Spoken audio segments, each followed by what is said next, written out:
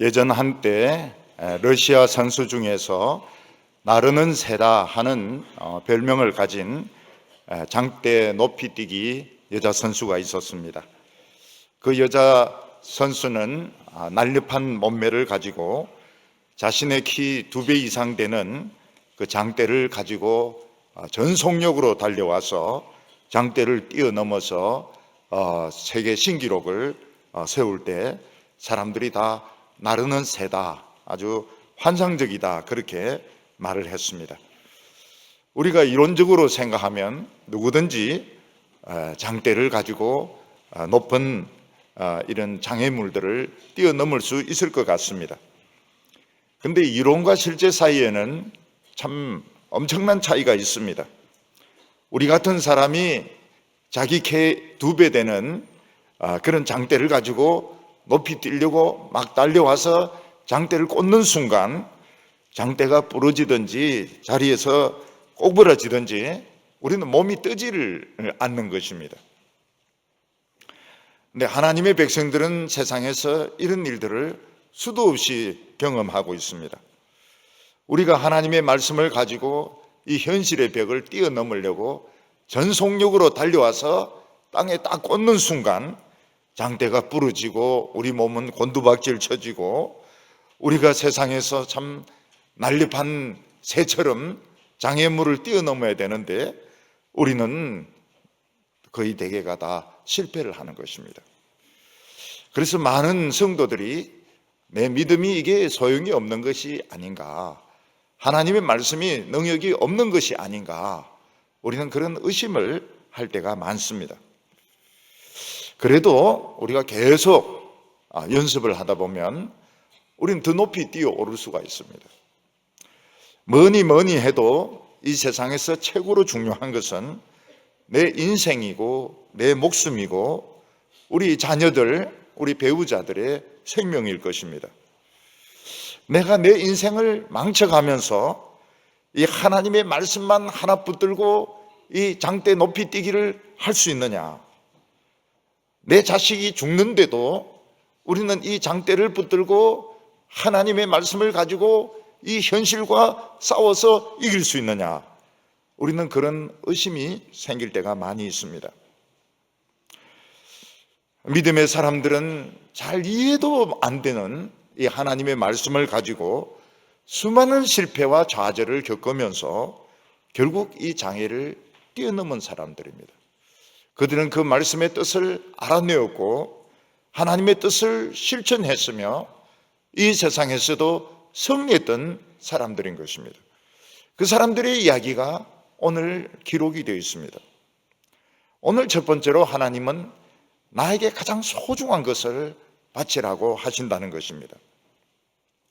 우리가 큰 환난을 당하고 난 뒤에 내 자신의 처지를 생각해 보면 나에게 있어서 가장 소중한 것을 잃어버렸다, 최고로 귀한 것을 하나님께서 가져가셨다 하는 것을 깨닫게 될 때가 있습니다.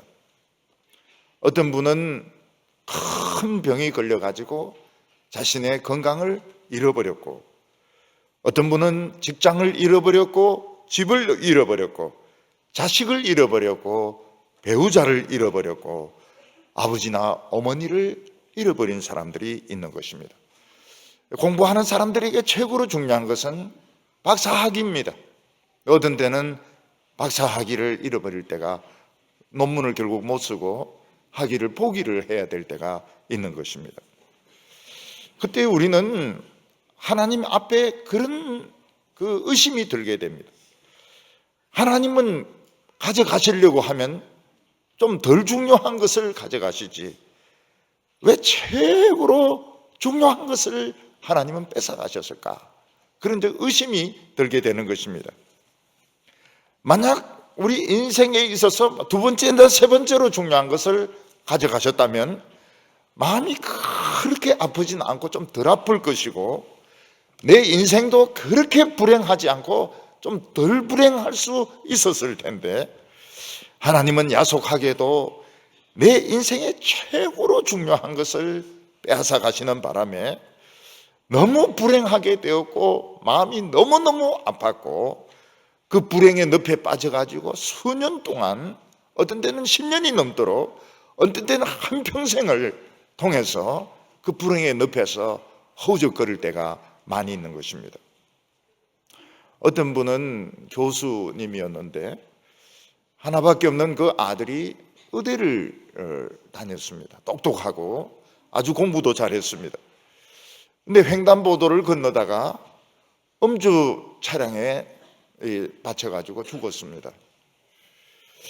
그분은 제가 보기에는 어느 누구의 위로도 못 받는 것 같아요.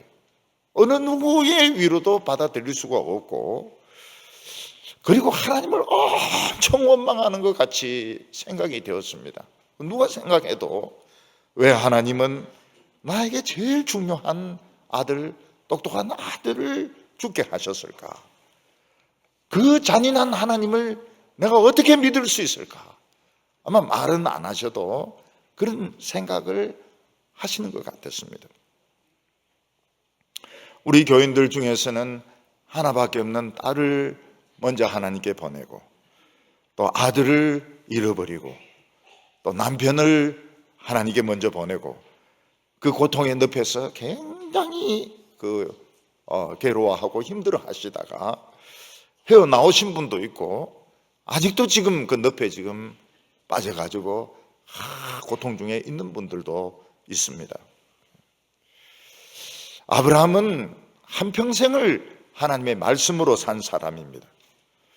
근데 하나님께서 아브라함에게 마지막으로 주신 시험이 있었는데, 그 시험이 뭔가 하면 100살에 낳은 아들, 사랑하는 아들 이삭을 자기 손으로 죽여서 하나님께 제물로 바치라 하는 이런 명령을 받게 된 것입니다.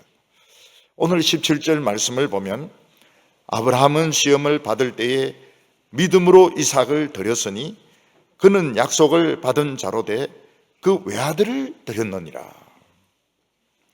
아브라함은 100살에 이삭을 낳고, 또 이 아들이 이제 어느 정도 커서 먼 거리를 걸을 수 있게 되었을 때 하나님은 아브라함을 시험하셨습니다. 하나님은 아브라함을 부른 후에 내가 100살에 낳은 내 사랑하는 독자 이삭을 내가 정해주는 곳에 가서 번제물로 바치라, 이렇게 말씀하신 것입니다. 이것은 시험이 아니라 미친 소리 같습니다. 하나님에게 그런 말씀을 드려서 참 죄송하지만, 시험이 어떻게 이런 시험이 있습니까? 아버지 보고 아들을 죽이라는 그런 시험이 어디 있습니까? 이 시험이 아닌 것이죠. 만약 아브라함이 하나님의 말씀을 듣고 순종해서 가서 진짜 아들을 죽여서 바쳤다면 아버지는 아들을 죽인 살인자가 되는 것이고 정신이 나간 미친 영감쟁이가 되는 것입니다. 하나님은 아브라함으로 하여금 100살까지 기다리게 해놓고 그 사랑하는 아들을 주시고, 그 아들을 통해서 하늘에 별처럼 많은 자손을 주시겠다고 해놓고 변덕을 부려가지고 결혼하기도 전에 이 아들을 죽이게 만드는 너무나도 잔인하고 변덕스러운 하나님이 될 것입니다.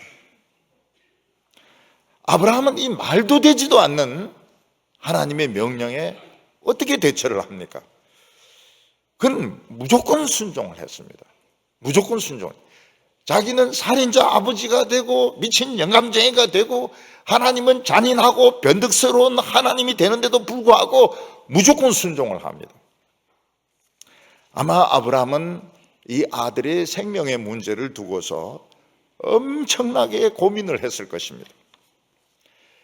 정말 내가 들은 이 말씀이 하나님의 음성일까? 이 마귀의 소리가 아닐까? 마귀가 아니면 이런 소리를 할 수가 없습니다. 마귀도 보통 마귀가 아니고 뿔이 한 20개나 100개 정도 달린 이런 마귀가 아니면 아버지 보고 아들 죽이라는 이런 소리를 할 수 있겠습니까? 내가 만약 이 하나님의 명령을 못 들은 채 하고 도망을 가버리면 어떨까요? 하나님께 아들 대신 내가 죽게 해달라고 협상을 하면 어떨까요? 소돔과 고모라 때 협상을 했는데 또 협상수를 발휘해가지고 아들 대신에 내가 이제 살 만큼 살았으니까 100살도 넘었으니까 내가 죽게 해달라고 협상을 하면 어떨까요? 아브라함에게 있어서 이삭은 희망이었고 미래였습니다. 그의 모든 소망이었습니다.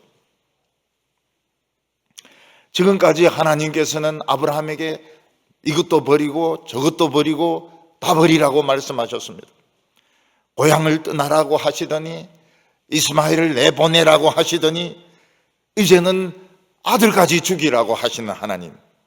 과연 이 하나님을 끝까지 믿어야 될까요? 과연 이게 시험이 될 수 있을까요?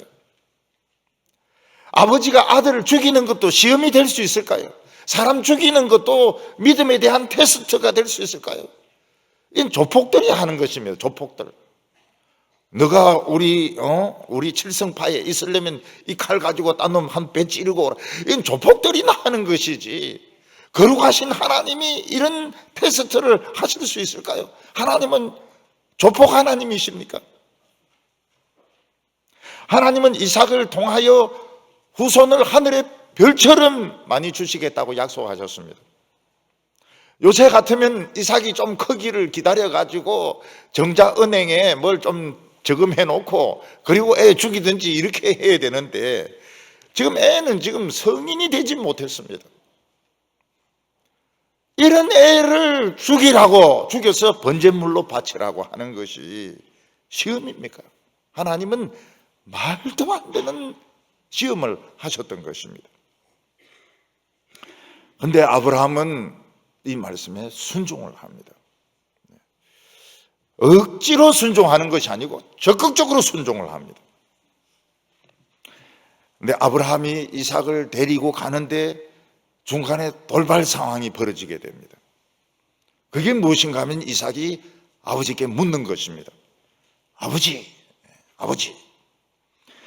하나님께 제사 드릴 나무와 불은 있는데 제사 드릴 양은 어디 있습니까? 이렇게 묻습니다. 영어로 된 그 오디오 성경 읽어보면 이삭의 목소리가 굉장히 이쁩니다. Father 이러면서, 아버지, 나무와 불은 있는데 양은 어디 있습니까? 이렇게 묻습니다. 우리 같으면 어떻게 하겠습니까? 재물은 너다. 무조건 도망쳐라. 내가 하나님인데 가서 너무 애가 빨리 도망치는 바람에 못 잡아갔다고 이야기할게.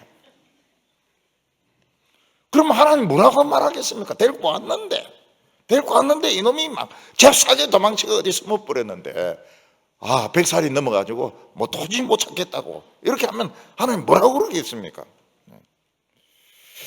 근데 아브라함 또 얼떨결에 양은, 번제드릴 양은 하나님이 준비해 주실 거다, 이렇게 대답을 하고 애를 데리고 갑니다. 아무리 아브라함이라 하더라도 자식을 죽이려면 자신에게 무슨 설득을 해야 됩니다. 그렇지 않으면 못 갑니다. 설득이 돼야 되는데 아브라함은 자신을 이렇게 설득을 했습니다. 19절과 20절 보면 그에게 이미 말씀하시기를 내 자손이라 칭할 자는 이삭으로 말미암음이라 하셨으니 그가 하나님이 능히 이삭을 죽은 자 가운데서 능히 살리실 줄로 생각한지라. 이때 아브라함이 붙든 말씀이 있습니다. 그 붙든 말씀이 무엇인가 하면 내 자손은 이삭을 통해서 태어난다는 것입니다. 이삭은 성인이 아닙니다. 결혼도 하지 못했고 아이도 낳지 못했습니다. 근데 하나님이 죽이라고 해서 죽이면 하나님은 이삭을 도로 살리셔야 되는 것입니다. 그래서 이삭이 도로 사는 것은 아브라함의 책임이 아닙니다. 하나님의 책임인 것입니다. 그래서 아브라함은 내 아들의 생명도 중요하지만 하나님의 말씀은 더 중요하다. 하나님은 이삭을 살릴 것이다. 이걸 믿고 데려간 것입니다. 미쳐도 제대로 미친 것이죠. 근데 아브라함에게 최고로 힘든 순간이 뭔가 하면 이제 나무를 벌려놓고 그 나무 위에 이삭을 묶어놓고 죽일 때였습니다. 이때 아브라함이 이삭을 설득을 해야 돼. 왜 묵는지, 왜 나무 위에 올라가는지 설득을 해야 됩니다. 아마 이렇게 말했을 것입니다. 나도 이해가 되지 않지만 하나님이 너를 바치라고 말씀하셨다. 내가 너를 묶을 테니까 묶여라.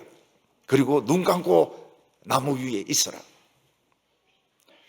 내가 조금 찌를 건데 따끔할 거다. 그리고 조금 뜨거울지도 모른다. 그렇지만 하나님은 너를 무사히 이 나무단에서 내려오게 하실 것이다. 조금 아플 거다. 조금 뜨거울지도 모른다. 그러나 너는 분명히 살아서 내려온다. 이런 설득을 했을 거라고 저는 봅니다.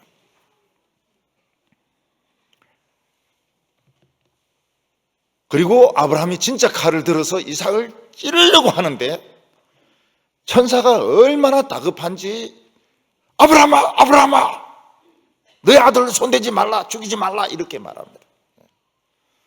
천사도 아브라함이 이렇게 순종할 줄 몰랐던 것입니다. 막 망설이고 그 나무 주위를 왔다 갔다 하고 찌를까 말까 이럴 줄 알았는데 그냥 애 먹고 놓고 막 바로 찌르려고 이래 하니까 천사가 막 다급해가지고 아브라함아, 아브라함아 막 말렸던 것입니다.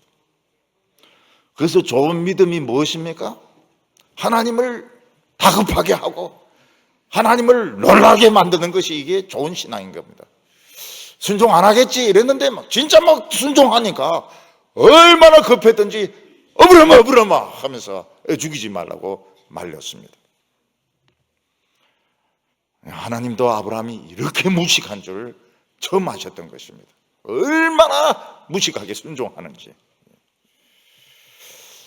이삭은 따끔하지도 않았습니다. 뜨겁지도 않았습니다. 무사히 나무의 단에서 내려올 수가 있었습니다. 그리고 뒤에서 양소리가 나는데 보니까 순양의 뿔이 그 나무가지에 걸려서 꼼짝달싹 못하는데 그 양을 이제 죽여가지고 하나님께 번제물로 바쳤습니다. 저는 늘 그 산에 가고 싶었어요.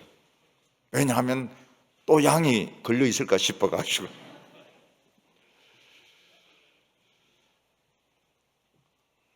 아브라함은 말도 되지도 않는, 이거는 상식적으로도 말도 안 되고 신앙적으로도 말도 안 되는, 하나님하고도 맞지 않는 그런 말씀을 순종해서 믿음으로 이겨내었습니다. 그럼 왜 하나님께서는 이런 말도 안 되는 시험을 아브라함에게 하라고 시켰을까요? 그것은 앞으로 하나님께서 이런 일을 하실 거기 때문입니다. 하나님 말도 안 되는 일을 하실 겁니다. 하나님은 자기 아들을 십자가에 못 박아 죽일 생각을 가지고 있습니다. 그래서 아브라함이 조금이라도 하나님의 그 아픔에 공감하기를 원하셨던 것입니다. 하나님의 마음이 이런 마음이었구나. 아들이 십자가에 못 박혀 죽었을 때 하나님의 마음이 이런 마음이었구나. 이걸 1000분의 1, 10,000분의 1이라도 공감하도록 하나님께서 그렇게 하셨던 것입니다. 하나님께서는 이 아들이 최고로 소중했습니다. 이 아들의 복음이 최고로 중요했습니다. 그래서 하나님께서는 우리에게 최고로 중요한 것을 가져갈 때가 있습니다. 배우자의 생명을 가져갈 때가 있고, 자녀의 생명을 가져갈 때가 있고, 박사학위를 포기하게 할 때가 있고, 건강을 가져갈 때가 있습니다. 그것은 너도 기꺼이 내 인생의 최고로 소중한 것을 포기하고 이 복음을 붙들으라는 뜻인 것입니다. 그래서 우리 예수 믿는 사람에게 있어서는 복음이 최고로 중요합니다. 예수님이 최고로 중요합니다. 예수님이 뭐라고 말씀하셨습니까? 누구든지 나를 따라오려거든 자기를 부인하고 자기 부모나 형제나 딸이나 아들이나 나보다 더 사랑하는 것은 합당치 않다고 말씀하신 것입니다. 우리가 아무런 희생 없이 예수를 믿으면 이 예수 믿는 것이 귀한 줄 모릅니다. 그냥 복음을 듣고 천당 간다 이렇게 생각하기 때문에 복음을 전혀 귀하게 생각하지 않습니다. 빠질 기회만 있으면 교회를 빠집니다. 회사에서 나오라 이러면 막 할렐루야 소리가 나옵니다. 너무 기뻐가지고 오늘 교회 안 나가도 되니까. 그것은 하나님의 마음이 아닙니다. 내가 아끼는 할머니들은 집이 굉장히 중요하거든요. 집이 너무너무 중요합니다. 근데 그 아들 담보를 써가지고 집이 없어졌을 때 할머니들은 막 그냥 애통하죠. 그게 하나님의 마음을 1000분의 1, 10,000분의 1이라도 그 이해를 하는 것입니다.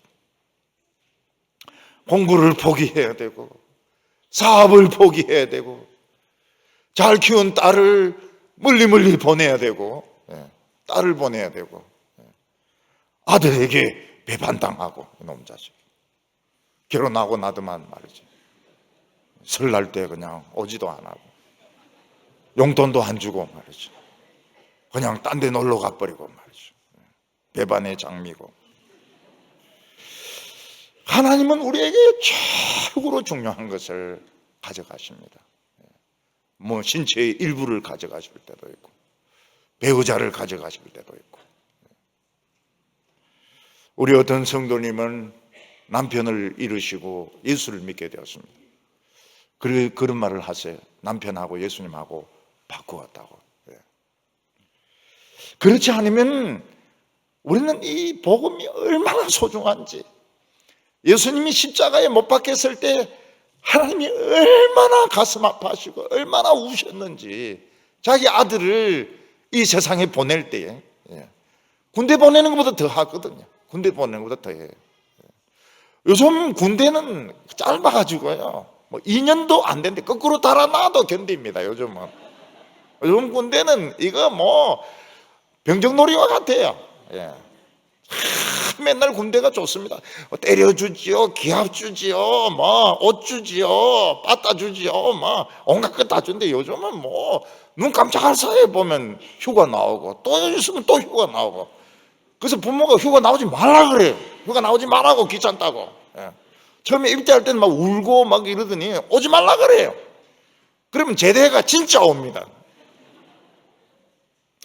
딸이 막 외국에 언어 연수 가고 유학 가고 이러면 막 눈물 막 흘리죠. 눈물 막 흘리고 이럽니다. 그건 하나님의 그 마음에 억만분의 1도 안 됩니다. 유학 가는 거 죽는 것도 아니고 말이죠. 지 공부하러 가는 건데. 하나님은 나의 최고로 소중한 건강을 가져가시고 학벌을 가져가시고 외모를 가져가시고, 그러면서 하나님의 그 마음을 1000분의 1, 10,000분의 1도 1이라도 알기를 원하시는 것입니다. 근데 이걸 이기려고 하니까 말씀이 필요한 겁니다. 내 후손이라 칭할 자는 이삭을 통해서 나오리. 이 무슨 말인지 몰랐어요.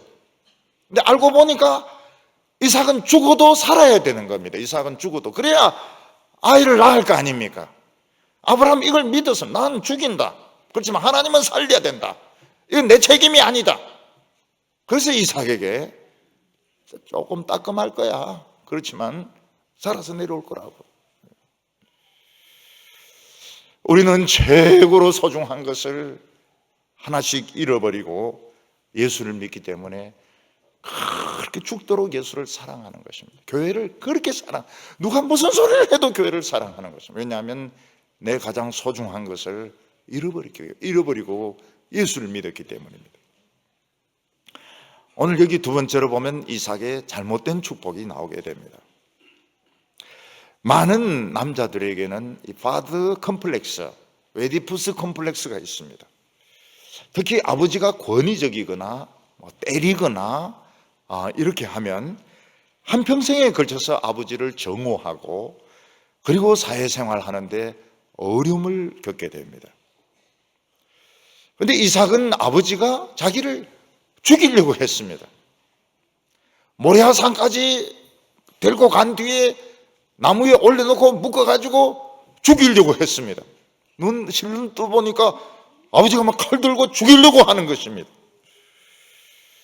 그러면 이삭은 한평생 아버지를 두려워하고 아버지를 정오하고 아버지를 미워했을 것 같은데 성경에는 그런 게 하나도 없습니다. 이삭은 파더 컴플렉스가 없어요. 그 어떻게 된 걸까요? 아마 아브라함이 늘 이삭을 사랑하고 또 이삭을 잘 설득을 했던 것 같아요. 아브라함은 이삭을 바침으로써 여호와 이레의 하나님을 체험하게 되었습니다. 거기 가면 하나님이 번제할 양을 준비하신다 그런데 진짜 준비되어 있었습니다. 아브라함은 진정으로 축복의 상속자가 되었습니다. 아브라함은 네가 아들까지 바칠 정도로 그렇게 나를 사랑하는 줄을 내가 이제 알았다고 말씀하셨습니다. 너 정말 미친놈이다. 응? 아들을 죽일 정도로 나를 사랑하는 걸 내가 이제 알게 되었다고 하나님은 말씀하셨습니다.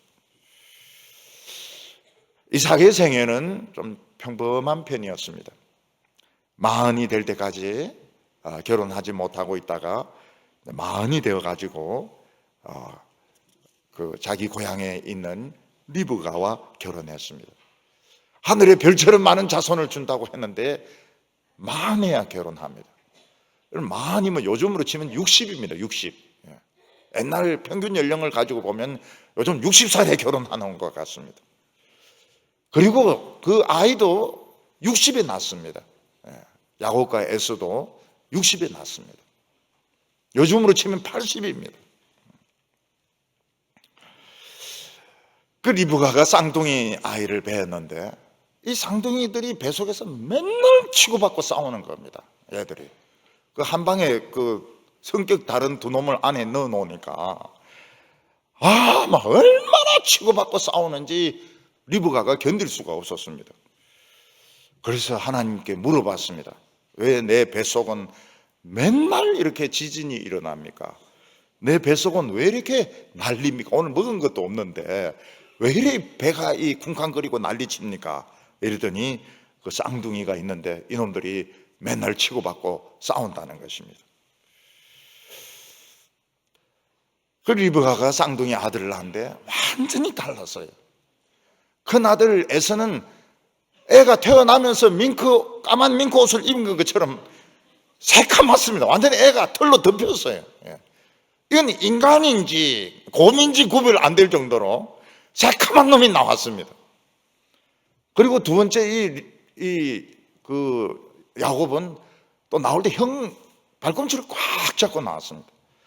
여러분들 아기들 잡는 게 얼마나 센지 몰라요. 철봉대도 잡고 있고요. 엄마 이모 머리카락 딱 잡으면 이거 안 놓습니다. 이거. 그래서 아기를 없는 엄마들은 머리를 짧게 자릅니다. 이 야곱 때문에 어쩔 수가 없어요. 근데 이 에서 이 짐승 같은 놈은 막 그 사냥을 하면서 맨날 돌아다니면서 사냥한 고기를 아버지께 바치니까 또 이삭이 늙어가지고 이 입이 또 별나졌습니다. 그래서 에서를 좋아하고 야곱은 돌아다니지도 않고 집에서 맨날 집안일 돌보고 이렇게 하니까 엄마 리브가가 좋아를 했습니다. 근데 이 쌍둥이가 태어나기 전에 하나님이 어떤 말씀을 주셨는가 하면 큰 자가 작은 자를 섬기리라 이렇게 말씀하셨습니다. 내 뱃속에서 민족이 나뉘어지게 되는데 큰 자가 작은 자를 섬기리라. 이 무슨 말일까요? 이 무슨 말입니까? 이 축복의 상속자는 작은 놈, 둘째 아들이라는 뜻인 것입니다. 그런데 아버지 이삭이 보기에 야곱은 좀 약삭 빠르고 그리고 활동적이지도 못하고 좀 여자애 같고 에서는 활동적이고 남성적이고 또 아버지가 좋아하는 그 사냥한 짐승을 계속 갖다 바치고 이러니까 이 하나님의 말씀을 무시하고 에서에게 이 축복을 물려주기로 생각을 했던 것입니다. 20절에 보면 믿음으로 이삭은 장차 있을 일에 대하여 야곱과 에서에게 축복하였으며, 근데 이삭이 처음 축복한 것은 바른 축복이 아니었습니다. 이삭도 백내장이 와가지고 앞을 보지 못하게 되었습니다. 이삭은 앞이 안 보이니까 죽을 때가 다 됐구나 이렇게 생각해서 이제 이 축복을 물려주려고 하는데 아주 그 인간적인 생각으로 하나님의 축복을 에서에게 물려주려고 했습니다. 그래서 에사를 불러가지고 둘이서 속닥속닥거리면서 뭐라고 이야기합니까? 너가 가가지고 한 마리 잡아오너라. 큰 거 한 마리 잡아오너라. 그래가지고 내가 좋아하는 그 양념 넣어가지고 벌겋게 만들어가지고 오너라. 그러면 내가 그걸 실컷 먹고 내가 너를 축복하겠다.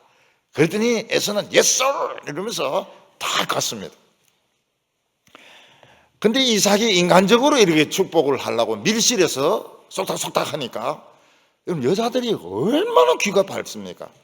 리브가가 딱 그 소리를 듣고 이건 안 된다.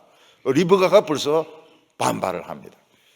야곱을 불러가지고 내가 너희 아버지의 음모를 들었는데 지금 에서를 축복하려고 한다. 이거 뺏기가 되겠느냐? 너가 그 양우리에 가서 아주 튼튼하게 생긴 양을 가지고 오너라. 내가 그 양념을 듬뿍 넣어가지고 맛있는 음식을 만들어가지고 줄 테니까 너가 에서라고 해서 가가지고 축복을 가로채라고. 그랬더니 야곱이 뭐라고 이야기합니까? 엄마 그거 큰일 날 소리입니다. 형은 온몸이 털이고 나는 맨들맨들한데 아버지가 쓱 만져보면 아는데 내가 저주받습니다. 엄마가 야야 저주는 내가 다 받을게. 너 걱정하지 말고 나 다 생각이 있으니까 양 한 마리 가져오라고. 그래서 이제 이 요리법을 알고 있지 않습니까? 영감이 좋아하는 그 백내장 영감이 좋아하는 그 요리법을 요리를 만들고 그리고 그 야곱의 맨들맨들한 부분에는 염소털 그걸 다 목인데 이런 데 다 바르고 그리고 에서의 옷을 입혀가지고 다 보내는 겁니다. 엄마는 걱정하면서 야 괜찮을 거야 너 잘 될 거야. 근데 엄마가 몰랐던 게 뭡니까? 야곱이 거짓말의 천재라는 걸 엄마가 몰랐던 겁니다. 그 엄마의 그 아들이란 걸 몰랐던 겁니다. 야곱은 가가지고 아버지를 멋지게 속이고 아버지의 축복을 다 가로채옵니다. 딱 나오자마자 에서가 막 무거운 거 한 마리 들고 막 이렇게 와가 탁 던져놓고 이제 요리를 막 해가지고 들어가는데 아버지가 너 누구냐? 저 맏아들 에서입니다. 에서는 왔다 갔다 막 통곡을 합니다. 통곡을 해요. 이 야곱이 놈이 내 복을 가로챘구나 통곡을 하면서 아버지 남은 복 없습니까? 복 하나밖에 없습니까? 막 통곡을 하는데 그때 이삭이 굉장히 떨게 됩니다. 경기가 오게 됩니다.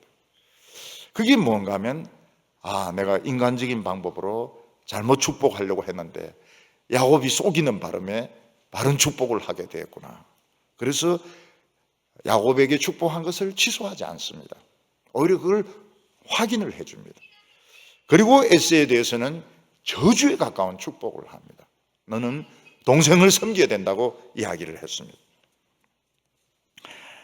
하나님은 사무엘이 그 이새의 아들들을 보고 큰아들 보고 잘생겼다고 해서 막 기름을 부으려고 하니까 하나님 뭐라고 말합니까? 사람은 외모를 보지만 하나님은 사람의 중심을 본다고 말했습니다. 그러면서 그 큰아들은 아니라고. 사람의 학벌을 보고 인물을 보고 매너를 보고 경력을 보고 하나님의 일을 맡기는 것은 인간적인 방법입니다. 그래서 시끄러워요. 굉장히 시끄러워요.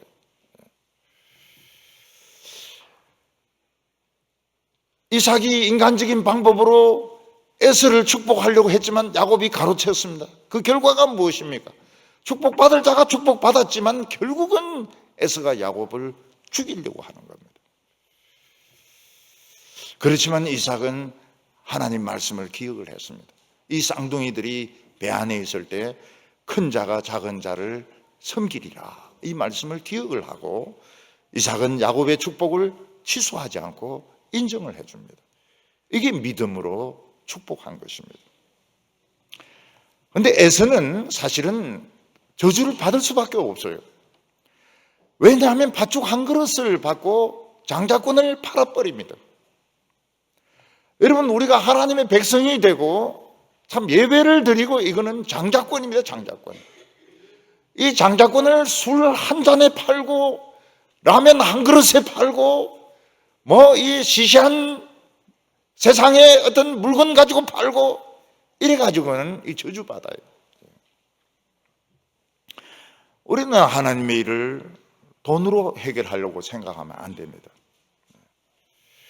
야곱은 형 에서에게 죽지 않기 위해서 도망을 치다가 밤이 되니까 들판에 돌을 베게 하고 잡니다.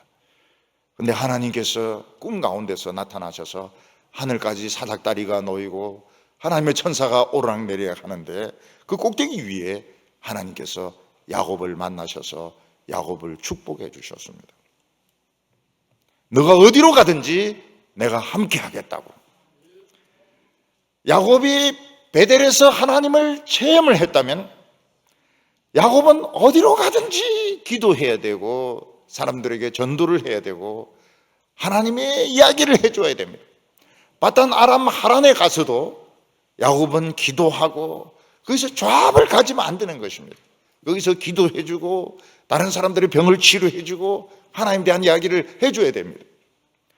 그런데 야곱에게 있어서는 탁월한 기술이 있습니다. 양치는 탁월한 기술이 있어요. 양을 치는데 다른 사람이 따라올 수 없는 노하우를 가지고 있었던 것입니다. 그래서 야곱은 베델에서 만난 하나님은 그냥 무시하고 자기의 그 양치는 기술을 가지고 7년을 결혼을 위해서 허비하는데 결국 그게 14년이 되게 되고 자기 재산을 모으기 위해서 또 나머지 6년을 쓰게 되고 20년의 세월을 허비하게 됩니다. 결혼하고 아기 낳고 재물을 모으는데 20년을 허비하게 됩니다. 여러분, 우리에게 20년이 얼마나 귀한 기회입니까? 20년이라고 하는 것은 이거는 부흥이 일어나도 한 7번, 8번 이상 일어날 수 있는 굉장히 귀한 기회인 것입니다. 여러분, 믿음으로 3년은 이거는 굉장한 겁니다. 이거는 10년 이상 가는 가치가 있는 것입니다. 하나님께서 내가 너와 함께 하겠다. 하나님이 만나 주셨으면 먹는 걱정, 결혼하는 걱정, 재물 모으는 걱정을 해서는 안 되는 겁니다. 그냥 나는 하나님의 제사장이구나. 그래서 만나는 사람들마다 기도해주고 병 고쳐주고 무릎 꿇고 기도하고 이래야 되는데 라헬이 이쁘니까 라헬하고 결혼하려고 자기가 자원해서 7년을 종으로 살겠다고 그럽니다. 라반이 얼마나 이 머리가 돌아가는 사람입니까? 결국 신부를 끼워 팔아가지고 밤에 아침에 보니까 이게 레아라, 눈 나쁜 레아라, 근시안, 앞이 안 보여요. 눈 나쁜 여자가 들어와 있는 겁니다. 누구? 이러면서요. 그래가지고 14년을 그냥 결혼에 다 허비하게 되고요. 또 재물 모은다고 또 6년을 허비하게 되고 20년을 그 베델에서 은혜를 받았던 사람이 20년을 그냥 허비를 하는 것입니다. 야곱은 힘든 인생을 살았습니다. 왜냐하면 이 베델의 이 축복을 소중하게 붙들지 않았어요. 나에게 생명처럼 붙들지 않았습니다. 그래서 2명하고 결혼하니까 2명이 얼마나 싸웁니까? 여러분, 1명하고 결혼해도 힘든데 2명하고 결혼하니까 2명이 시기하고 경쟁하고 그리고 자기 여종들을 또 쳐버려 주니까 4명으로 불어버리니까 춘추 전국시대가 열리는 거 아닙니까? 그 자식들 사이가 좋을 리가 없죠. 여러분, 엄마들 사이가 좋아야 자식들 사이가 좋습니다. 남편들 사이가 좋아요.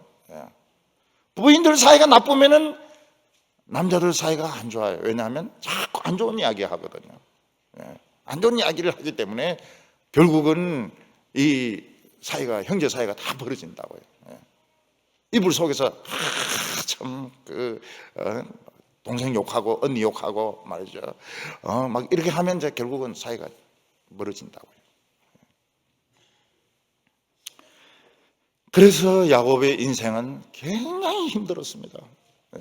부인이 늘 싸우니까요. 자식들 사이가 너무 안 좋았으니까요. 자식들 사이가 원수와 같았습니다. 그래서 야곱의 딸 디나는 이 세겜에 와서 동네에 놀러 갔다가 강간을 당합니다. 그리고 루벤은 성범죄를 저지릅니다. 루벤이 또 이 성에 굉장히 또 얘가 예민해요. 왜냐면 엄마들이 하는 이야기들이 맨날 그거니까요. 엄마들이 큐티한 이야기하고 막 찬양 율동하고 이러면 참 애가 좋은데 맨날 막 눈은 어떻게 기리고 기술은 어떻게 해야 남편을 막 후리 잡고 막 이런 이야기 하니까 이 루벤은 그런 쪽에 또 굉장히 발달한 겁니다. 그래서 이 성범죄를 저질러요. 레위와 시므온은 그 자기 동생을 강간한 그 세겜 사람들을 다 죽여버립니다. 유다는 타락해서 가나안 땅으로 가버립니다. 그리고 요셉은 잃어버립니다. 죽었다고 생각해요. 요셉은 잃어버렸습니다. 그리고 자기가 그 사랑했던 그 여자 라헬, 까칠한 여자죠. 라헬이 베냐민을 낳다가 또 죽습니다. 그래서 야곱은 무슨 이야기를 합니까?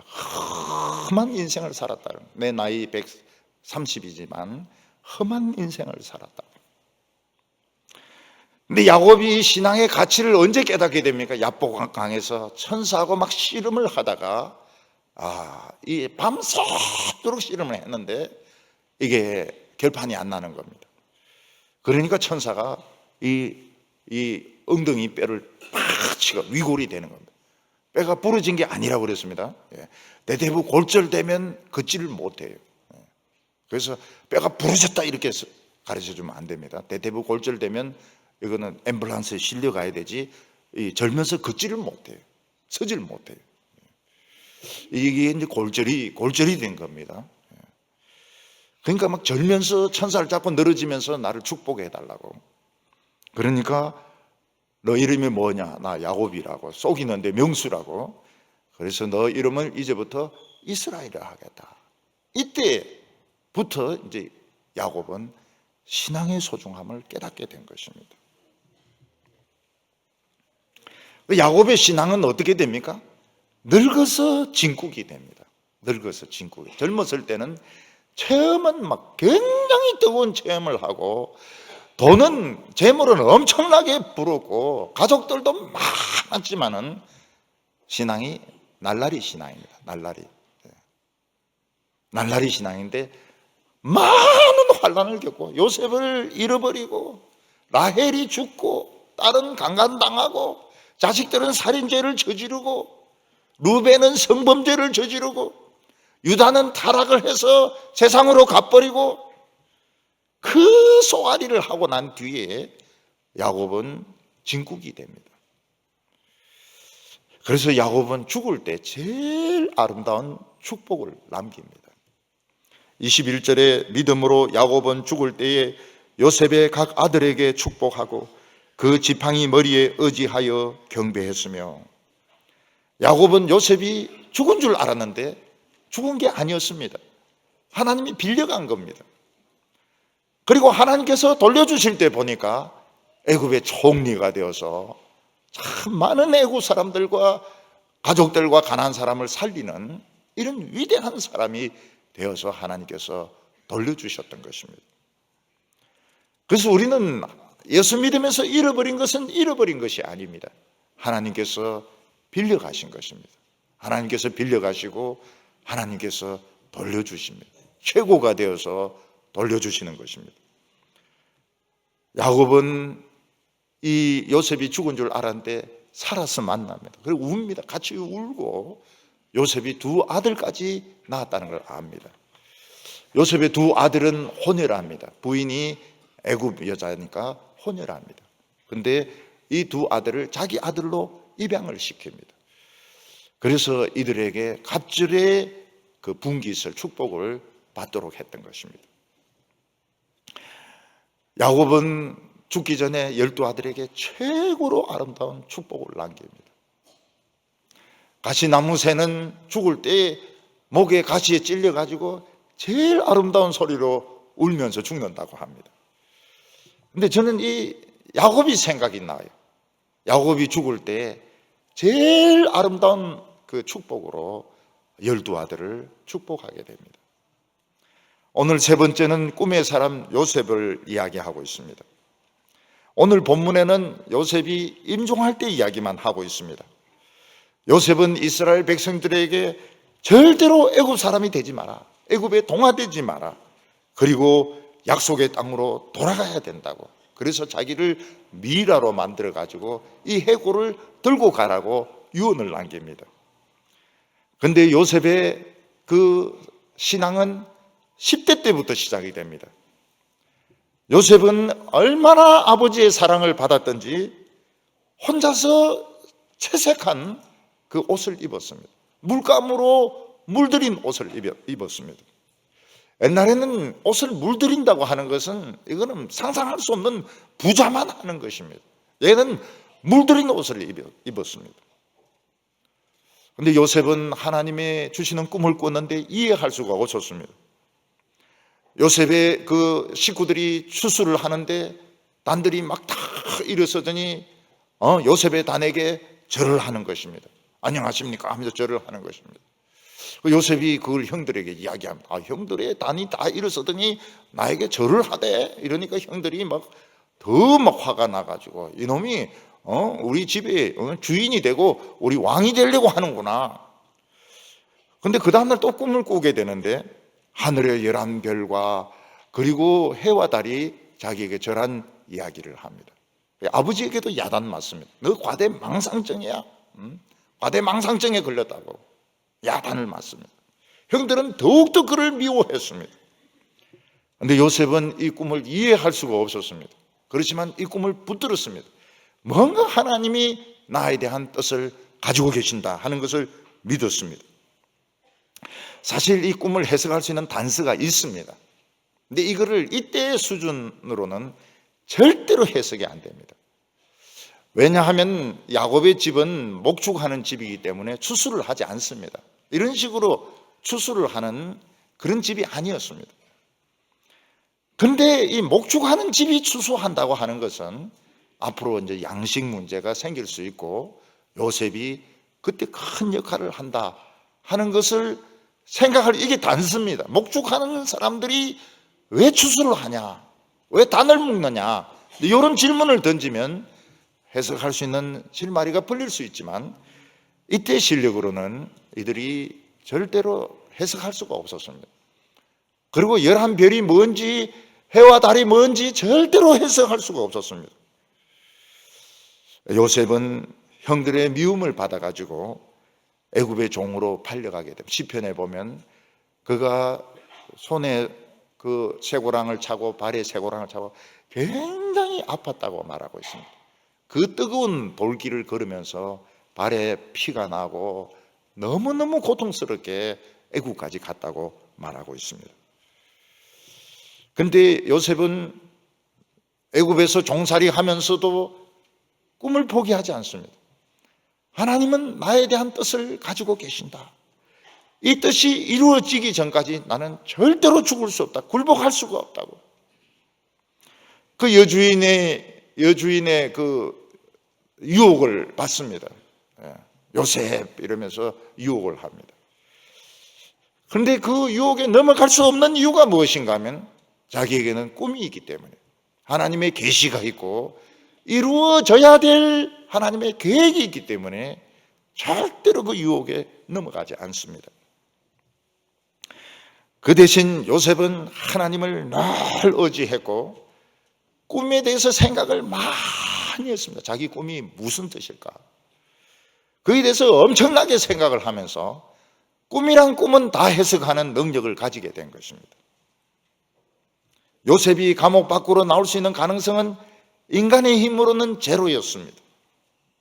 그런데 하나님의 때가 되었을 때 하나님께서는 바로에게 어느 누구도 해석할 수 없는 꿈을 주셨고 또 요셉을 잊어버렸던 이 술 맡은 황관도 요셉을 기억하도록 만들었습니다.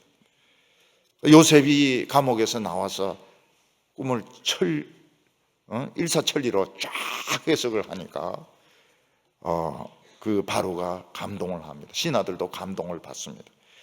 이렇게 뛰어난 하나님의 신이 있는 사람이 어디 있느냐. 그래서 바로 총리로 바로 임명이 되게 됩니다. 요셉은 양식이 없어서 곡식을 사러 온 형들을 만나게 되었습니다. 그 형들이 절을 합니다. 그렇지만 이게 옛날 그 꿈인지 아닌지 알 수가 없습니다. 왜냐하면 형들은 사기꾼이고 인신매매자고 살인자였고 도둑질하는 자들이었기 때문에 이들을 믿을 수가 없었습니다. 그래서 요셉은 자신의 신분을 감추고 자기와 같은 어머니 아들인 베냐민을 데려오라고, 그리고 베냐민을 붙잡아서 종으로 삼겠다고 하면서 형들을 시험했을 때 형들은 변화되어 있었습니다. 형들은 자기들이 종이 되겠다고 하면서 베냐민을 보내야 된다고 이야기했습니다. 형들은 다 변화되어 있었고 그 중에서 유다가 제일 변화되어 있었습니다. 유다는 세상으로 나가면 확실하게 나가고 하나님께 돌아오면 확실하게 돌아왔습니다. 그래서 요셉은 알았습니다. 이 꿈이 이루어졌구나. 형들의 그 신앙이 별로 변했구나. 아버지가 별이 되셨구나. 그리고 그들이 요셉에게 절을 했습니다. 그래서 요셉은 하나님의 말씀이 이루어졌다는 것을 알게 되었습니다. 곡식 때문에 자기가 모든 사람들을 살리게 되었고, 살인자요, 성범죄를 저지르고 동생을 팔아먹었던 이 사기꾼들이 별로 변했다는 걸 알게 된 것입니다. 요셉은 하나님의 말씀에 자신의 인생을 걸었습니다. 우리가 하나님의 말씀에 인생을 걸기는 참 어렵습니다. 아브라함은 하나님의 말씀에 자기가 100살에 낳은 아들의 인생을 걸었습니다. 생명을 걸었습니다. 인생을 걸지 않고 생명을 걸었습니다. 이삭은 자기가 잘못된 축복을 했다는 걸 알았을 때, 사기를 당했다는 걸 알았을 때 말씀대로 된 줄 알고 취소하지 않았습니다. 우리가 여기서 알 수 있는 것이 뭔가 하면, 믿음의 사람들도 처음부터 하나님의 말씀을 다 알았던 사람들이 아니었고 실수가 없는 사람들이 아니었다는 것입니다. 야곱은 무려 20년의 인생을 허비했습니다. 베델에서 돌베개를 베고 자다가 하나님을 만나고 난 뒤에 결혼하고 재산 모으고 자식들 낳는다고 20년의 세월을 허비하게 됩니다. 그렇지만 응치표가 아마 영구적으로 그게 된 것 같아요. 장애인이 된 것 같아요. 그 뒤로 야곱은 계속 장애인이 되었습니다. 절면서 다녔습니다. 아브라함은 100살에 낳은 아들 이삭의 생명을 하나님 말씀에 걸었습니다. 그리고 여호와 이레의 응답을 받았습니다. 너 정말 미친 사람이구나. 그렇지만 나를 사랑하는구나 하는 것을 하나님이 인정하셨습니다. 오늘 우리가 지금 당장 하늘을 나르는 새가 되려고 자기 키 2배 되는 장대를 가지고 그 장애물을 뛰어넘으려고 하면 장대가 부러지든지 아니면 우리가 그 자리에서 꼬꾸러질 것입니다. 마찬가지로 우리가 하나님의 말씀을 가지고 오늘 이 현실, 한국이라는 현실에 부딪힐 때, 직장에 부딪히고 사회에 부딪힐 때 우리는 거꾸러져서 사람들의 웃음거리밖에 되지 않습니다. 그러나 우리는 계속 나가야 됩니다. 계속 나가야 돼요. 야곱은 너무 길었어요. 야곱은 20년을 허비했습니다. 너무 길었습니다. 결국은 장애인이 되고서야, 그 잘 달리던 이 다리가 장애를 입고서야 결국 이스라엘이 되었습니다.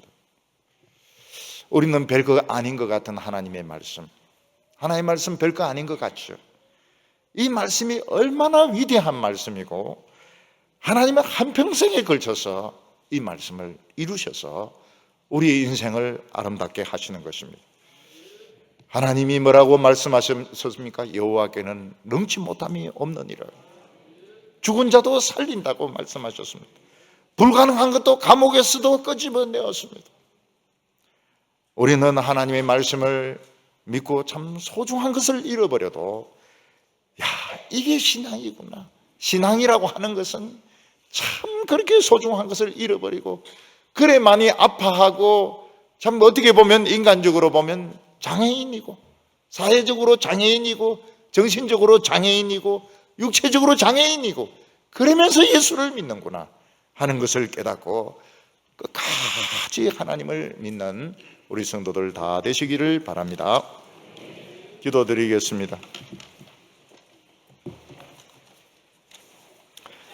거룩하신 하나님 아버지, 천사들도 흠모할 수밖에 없는 이 복음을 우리에게 주심을 감사합니다.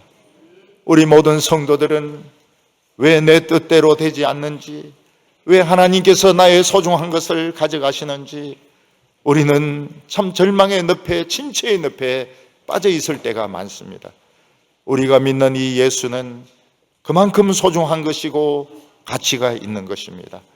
오늘 마음속에 있는 무거운 짐들을 다 내려놓게 하여 주시고 여호와 이레의 하나님을 만나게 하여 주시옵시고 하나님께는 불가능이 없다는 것을 믿게 하여 주시옵시고 나는 없어지게 하여 주시고 예수님만 살아나게 하여 주시옵소서. 끝까지 믿음으로 나가서 그 모든 이 현실의 장애를 이기고 하나님 앞에 영광 돌리는 성도들 되게 하여 주시옵소서. 예수님의 이름으로 기도하옵나이다.